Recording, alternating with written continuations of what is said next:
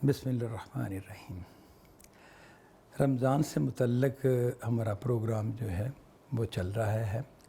اس میں جیسے کہ ہم نے پچھلی نشست میں یہ ذکر کیا تھا کہ روزوں سے متعلق جو آیات ہیں ان کو لوگ پڑھتے ہیں تو بعض سوالات ہیں جو ان کے ذہن میں اٹھتے ہیں اور وہ چاہتے ہیں کہ اس کا جواب پائیں، لیکن صحیح زاویے سے یا صحیح پہلو سے جواب ان کے سامنے نہیں آتا۔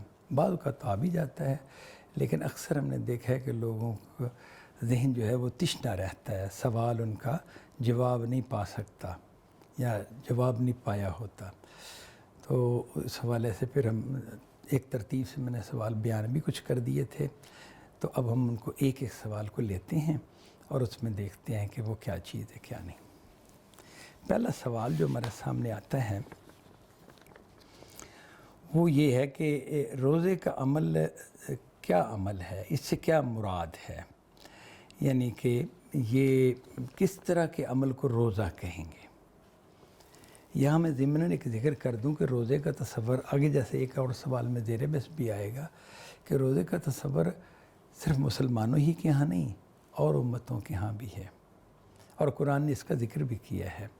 وہ ہم اگلے سوالوں میں انشاءاللہ دیکھیں گے کہ قرآن نے کہاں ذکر کیا ہے۔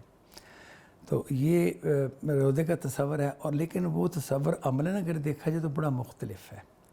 یعنی بعض جگہوں پہ تو اس طرح ہے کہ آپ پانی پی سکتے ہیں، کھانا نہیں کھا سکتے، اور بعض جگہوں پہ اسی طرح روزہ جو ہے وہ ایک دن کا نہیں، 4 یا 5 دن کا ہے، یعنی جس میں کچھ کھانے پینے کی اجازت ہے لیکن فلاں چیزیں آپ نہیں کھا سکتے۔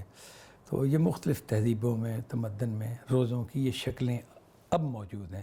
یہ ضروری نہیں کہ خدا نے ایسے ہی ان میں روزے کا حکم نازل کیا گیا، لیکن اب جو بھی بگڑی شکل یا کوئی مختلف شکل موجود ہیں، تو اس حوالے سے اب قرآن مجید نے اس کو بالکل واضح کیا کہ روزہ کیا ہے۔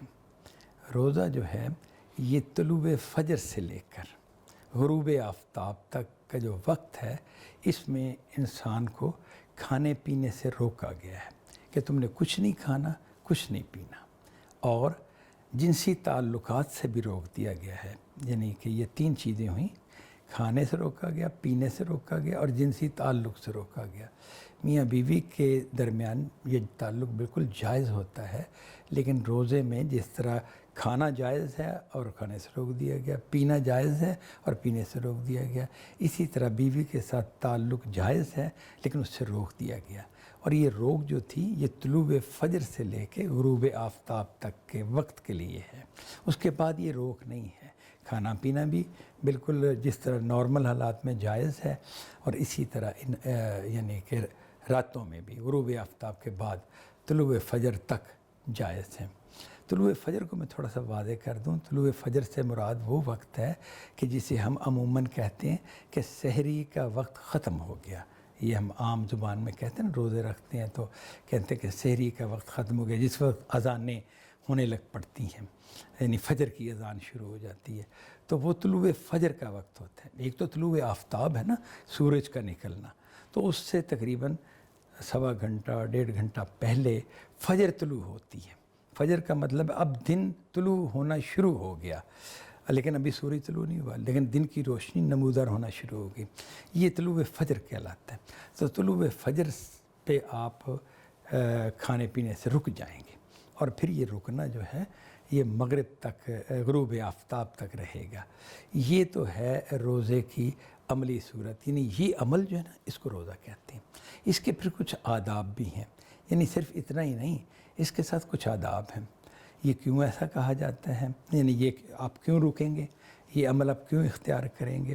یہ اللہ کی عبادت کی ایک شکل ہے، جیسے نماز اللہ کی عبادت کی ایک شکل ہے، زکوٰۃ اللہ کی عبادت کی ایک شکل ہے، نماز تو پرستش کی نوعیت کی شکل ہے، اور جو ہے زکوٰۃ یہ مالی عبادت ہے، اللہ کی راہ میں آپ مال دیتے ہیں اس کی خوشنودی کے لیے، اس کی رضا کے لیے۔